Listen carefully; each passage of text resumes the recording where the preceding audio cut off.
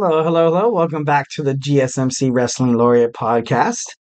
Just kind of touch base on what we were talking about earlier today. If you want to check out earlier segments, segment one and two. Our first segment was about our SmackDown review, which was was pretty heated, honestly, between The Rock and Cody Rhodes, and also our Raw preview, which we're going to get a lot of SmackDown action. Well, not SmackDown. Oh man, not like SmackDown the show, but it's like SmackDown action between the tag team division, finding out who's going to make the six pack challenge ladder match to face Damian Priest, Finn Balor, and try to dethrone those guys. Or Judgment Day. I don't know. It's so weird when I say Judgment Day and New Day. Like I know it's totally different, like styles of wrestling, but Judgment Day, like New Day, like I don't know. But that's just me as a wrestling fan. I'm a dork. I'm sorry.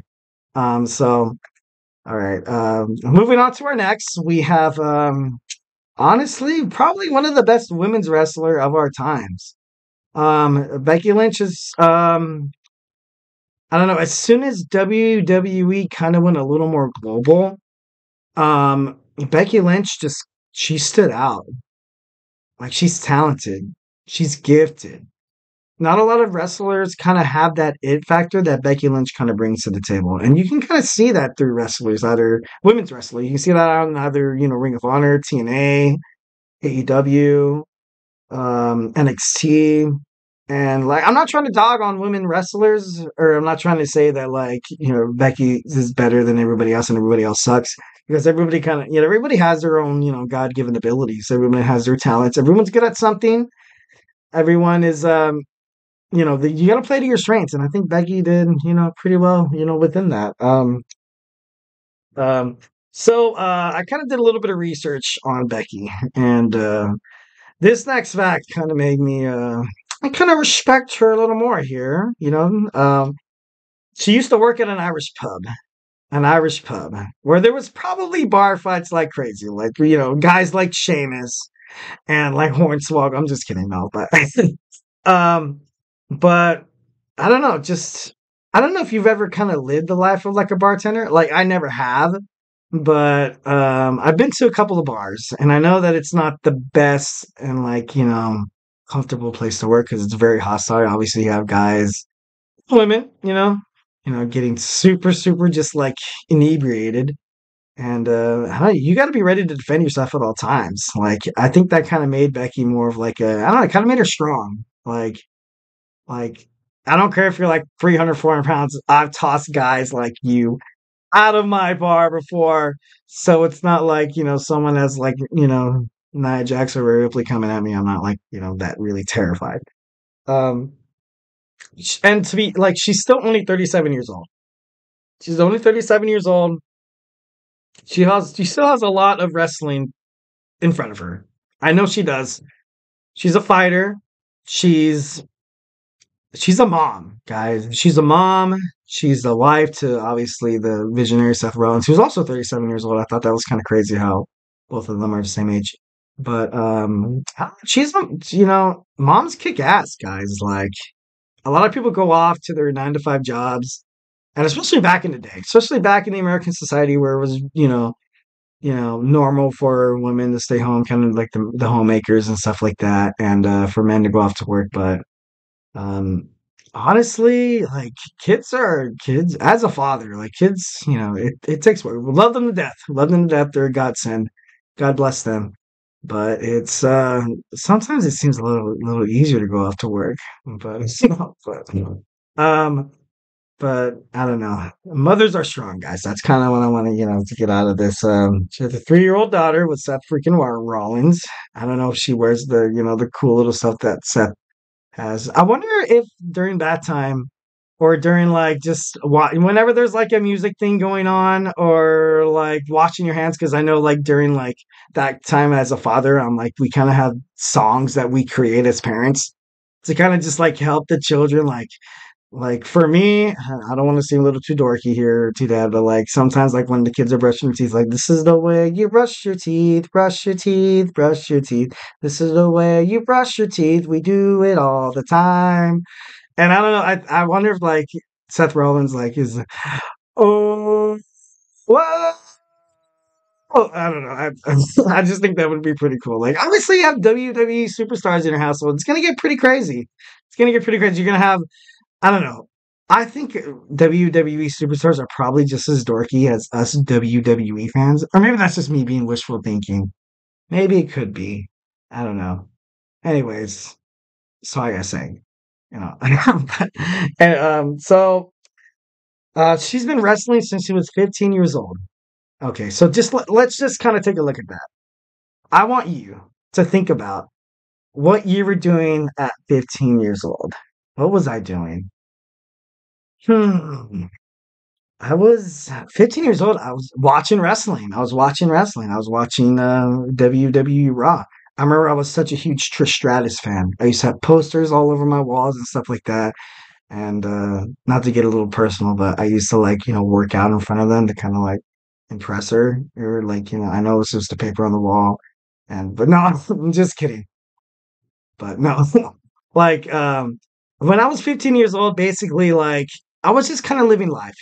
Not a lot of people know what they're doing at 15. You kind of just ride the wave, bro. Like, I don't, just playing sports, hanging out with my friends. Becky Lynch started wrestling when she was 15 years old. She knew what she wanted to do. She was determined. She was just like absolutely tenacious toward this dream of becoming a superstar in the pro wrestling business. I'm not sure if it was WWE from the start. Of course, there's other like pro wrestling entities. I can imagine 2000. Well, wow, man, she's 37. She's 6 years older than I am. So I can imagine during her time when she was 15, she was kind of looking or watching. Obviously, I think the NWA was there for sure, the North Wrestling Alliance, and obviously WWF. Now WWE. I don't know if we're going to say WWF, but um, I think WCW was back in 1996. I could be wrong. Um, New Japan Wrestling, I don't know how far that goes back, but I don't know. A lot of wrestling, and you can watch like a lot of these superstars. Like, I bet you when she was growing up, she was probably watching wrestlers like Andre the Giant, Ric Flair, Bob Backlund. She was probably watching a little bit of like Shawn Michaels during his kind of middle years. Triple H, the Undertaker, kind of grown up from me and Mark to obviously the Ministry of Darkness, which obviously did wonders for him. I remember when Kane wasn't the fire guy, like he was a dentist, and he was trying to be like that evil dentist that'll beat you up or that'll, like, kind of like a horror movie. I think there was actually a horror movie that was based off of a dentist, but not. Anyways, moving. We're here to talk about Becky Lynch. So Becky Lynch, so she was the first ever woman to main event WrestleMania, which I thought was obviously it's a huge goal.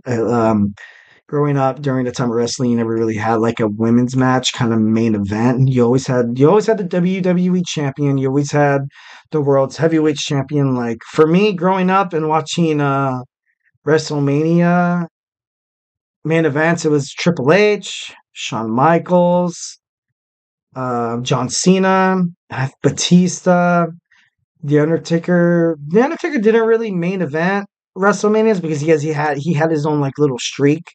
That within itself was kind of like an entity of his own, where like, oh, who's gonna break the Undertaker streak? So that was Edge was there as well. I remember Sheamus coming up. I remember Sheamus's first match. That's crazy. I remember Daniel Bryan. Um, I don't know, just all these guys like just coming and going through the WrestleMania main event ranks. And then one year, women's wrestling propelled themselves during the women's evolution to be more popular than the guys, basically. And that's just something. That's huge, especially in the world of wrestling, especially as a wrestling fan. Like, I felt lucky to see Becky Lynch main event WrestleMania. I can tell my kids, who I hope become wrestling fans, um, I watched a woman main event WrestleMania. I've seen how strong women can be. Women are just as strong as men, just as talented, just as aggressive and tenacious and willing and ready and determined to fight for what they want in this world. Like, and like I said, not to get too personal, but I was brought up from a single mother. I was, I had a chance to see how strong women could be, and to be honest, I thank God every day that I had a chance to be in that position where I can see how strong a woman could be. Like a woman raised me, and I turned out just fine. And that's not a joke. Don't laugh. Don't laugh. I'm just kidding. No, but what I'm trying to basically say is that women kick ass, guys. Women kick ass, and Becky Lynch is definitely kicking some ass, which is love Becky, love Becky. All right, we're gonna end kind of end this segment and just kind of go over kind of a few accolades that Becky Lynch has. So she was an NXT champ. It took her to from being the four horsemen. You had Sasha Banks, her, Charlotte, and I think Bailey. Was it Bailey? I think it was Bailey. And essentially, she had to go back. And I think that we talked about this in a couple of podcasts ago that when she went back to NXT and she won the championship, and she was just able to propel young talent from there, like from the championship stand, kind of like on a. It's kind of comparing apples to oranges there, but the Becky Lynch was able to, I don't know, just kind of help these young women superstars kind of get into this place where they can fight for championships like the NXT Women's Championship, or like let's look at Ring of Honor. Like you can have women fighting for that, for the TBS Championship. Like I see Becky Lynch as kind of like a trailblazer in the world wrestling industry because she could help these superstars become better and better and better. And I think that's what she wants. I think she just wants to see women's wrestling kind of get a lot more attention than it has been within like the past couple of decades, which it has definitely. The world of the professional wrestling industry has, obviously changed a lot.